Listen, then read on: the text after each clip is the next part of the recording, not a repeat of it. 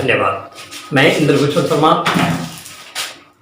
ज्ञान निकेतन education care की ओर से वर्ग चतुर्थ के लिए हिंदी पाठ एक बूंद लेकर आया हूँ।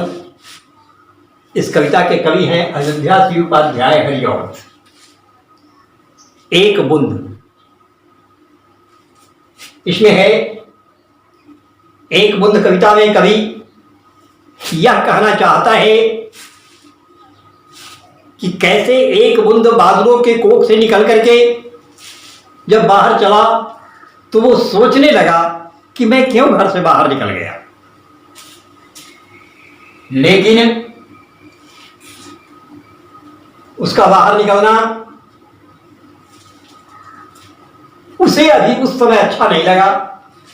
सोचने लगा मैं क्या होऊंगा, क्या बनूंगा, कहीं मेरे भाग्य में क्या बदा है यह पता नहीं। मैं अब मेरी क्या गति होगी कुछ नहीं जानता। लेकिन इस कविता में दिखाया गया है, देखिए वह एक बूंद जो घर से छोड़ करके चला था क्या बना। ज्यों निकल कर बादलों की गोद से थी अभी एक बूंद कुछ आगे बढ़ी। जैसे ही बादल की गोद से एक बूंद निकल करके आगे बढ़ी, सोचने फिर यही जीने लगी, आह क्यों घर छोड़कर मैं यूं करूं। जब बाहर निकल गई बादल की गोद से वह बूंद तो मन में बार बार सोचने लगी। उसके मन में आह उठने लगे, आह मेरे मन में यह क्यों बाहर निकलने की बात जगी।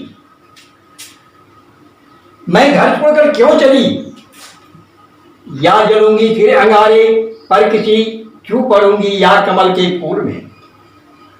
वह सोचने लगी कि मैं गिरकर धूल में मिल जाऊंगी या किसी अंगारे पर, अंगारे कहते हैं अग्नि को, किसी अग्नि में गिर करके जल मरूंगी या फिर किसी कमल के फूल में गिर जाऊंगी।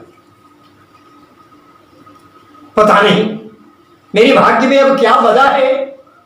वह गई उस काल एक ऐसी हवा, वह समंदर और आई अनमनी। उसी समय यह मेरे उसके मन में विचार उठ रहे थे इस तरह के कि उसी समय एक ऐसी हवा आई जो समुद्र की ओर उसे लेकर चली। एक सुंदर सीप का मुंह था खुला, वह उसी में जा पड़ी मोती बनी। वह बूंद हवा के झोंके से समुद्र में आई। समुद्र में उस समय एक मोती सीप था जो मुंह खोले हुए था। उसी सीप में वह बूंद गिर पड़ी और मोती बनी।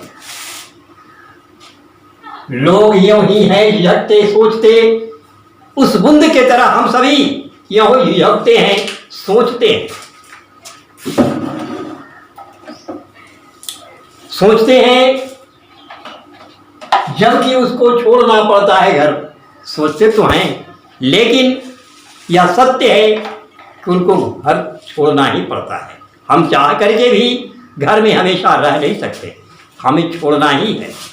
सोचना पड़ता है उनको घर, यह निश्चित है, किंतु घर को छोड़ना अक्सर उन्हें बूंदलो कुछ और ही देता है कर। लेकिन घर छोड़ते हैं बूंद के तरह।